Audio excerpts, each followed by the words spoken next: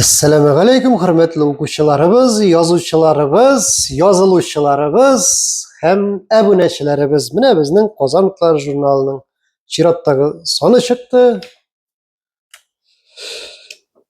Eligi son Marsel G'aliyevning Tumanli avgust tongi degan avgust oyina bag'ishlangan akrinlab kuzga kiruvimiz haqidagi she'ri bilan ochilib ketadi. Birinchi bitni bizning Doniya Nag'imullina ijod ochib jibara. Ondan Luiza Yansuvar o'zining duoli hatto nimadir bir mantralı shi'rlari bilan kirib ketadi. Hamda Sirin Yakupovaning Cholli tuvagi turida, o'zining Chollida o'zgan turmushi turida yozilgan shi'rlar sikli. Prozaga kelganda mana bunda mening yoqdoshim Sa'id Lashmonchi Qizil Shishma qizi degan bayon taqdim etadi. Ул әлеге Кызыл Шишмә кызын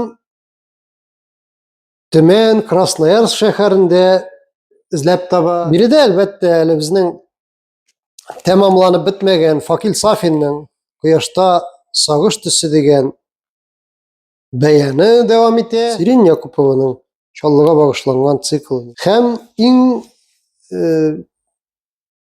үзенчәлеклесе, кадерлесе дияр идем. Bu sanda яңа исемнәр рубрикасы бар һәм яңа исемнәр рубрикасында без әле нигездә моңарчы күбрәк журналист буларак таныган, төрле редакцияләрдә хезмәт куйган, башлыча шәхси газеталарда хезмәт куйган Эльвира Фатыйхованың зур гына бәянен күрә алабыз. Аның да әле бу беренче өлеше генә. Гадәттә бездә яңа исемнәр рубрикасында я шигырьләр, я кичкенә генә хикәяләр була. Монда инде Эльвира Фатыйхова үзен җитлеккән прозаик буларак яңа исемнәр рубрикасына эләксә дә, ул инде моңарчы Шаманнар артыннан сәяхәт дигән китап чыгарган иде. Шактый мавыктыргыч, кызыклы иттереп язылган. Non-fiction жанрындагы. Бусы да шул жанрда дисәң дә була, ул да нигездә инде сәяхәтнамә буларак бирелә. Ул үзенең Абхазиягә барган сәяхәте, шушындагы маҗаралар хакында яза. Әсәрнең исеме Әрмән шаһзадәсе мәхәббәте дип атала. Юк, монда батырлыкта матурлык әдәби конкурсы безнең дәвам итә. Биредә дә яңа исем дип әйтергә була. Лилия Гайнуллинаның хикәясе. Лилия Гайнуллина үзе Шәһри Казан газетасында эшли. Һәм менә әле Казан утлары журналында да аның да дебюты дип әйтер идем. Әдәби берләшмәләрдә рубрикасында исә бу юлы без Сарман төбәгенә юнәләбез. Анда Рәйханә Мирсәетова дигән ханым берләшмә җитәкчесе булып тора. Кыскача гына менә аның берләшмә хакында мәгълүматы китерелә һәм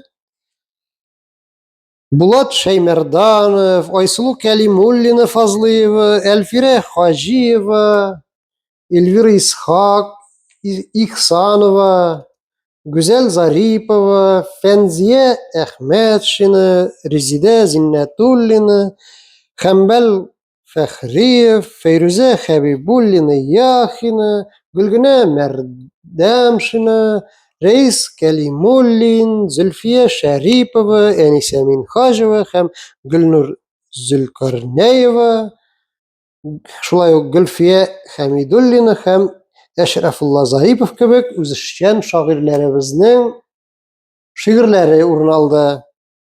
Алар белән журналдан шулай ук иркенләп журнал битләреннән, августаннан таныша алырсыз. Шулай ук монда сүз кодрәте халыкларны берләштерә дигән рубрика инде үзенең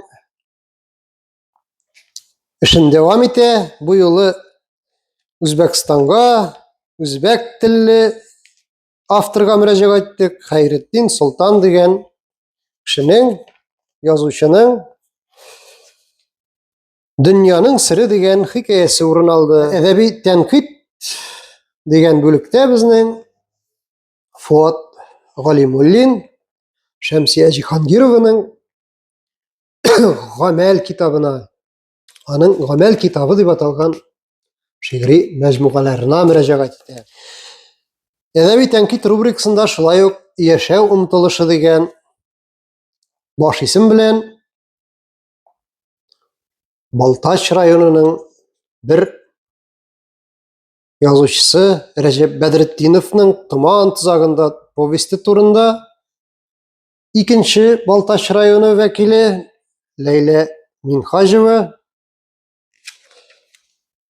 филология фәннәре докторы, үзенең мәкаләсен тәкъдим итә. Хатлар яздым утырып рубрикасында Эльмира Шәрифуллина үзенә килгән хатлар белән таныштыра. Монда аларга Нурсия Яруллина, Фәнис Яруллин икәүләп язган хат, Габделбакый Казан дип куйган, Нәби Дәүли, Әдип Маликов, Риза Шәфи, Наҗар абыең дигән, Наҗар Нәҗми,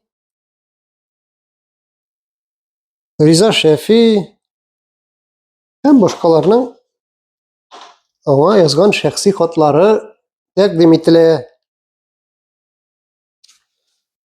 Бу менә шул үзенең шул шәхсилеге белән дә кызыклы рубрика. Әле монда менә Сәлам белән Флора Бакыяга дип куйган.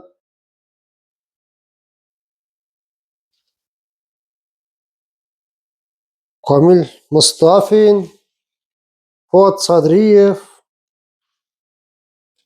һәм башкаларның хатлары. Бу шактый гына хатлар бирелә.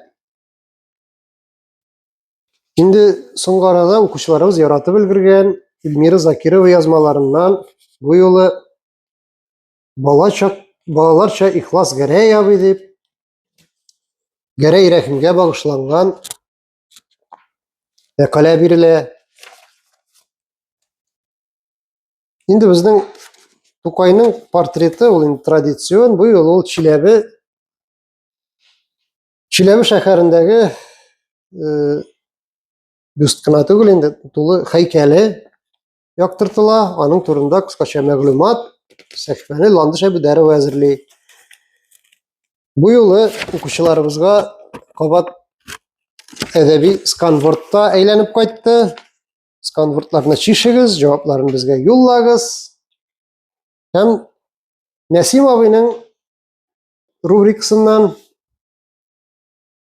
ул инде безнең Татарстан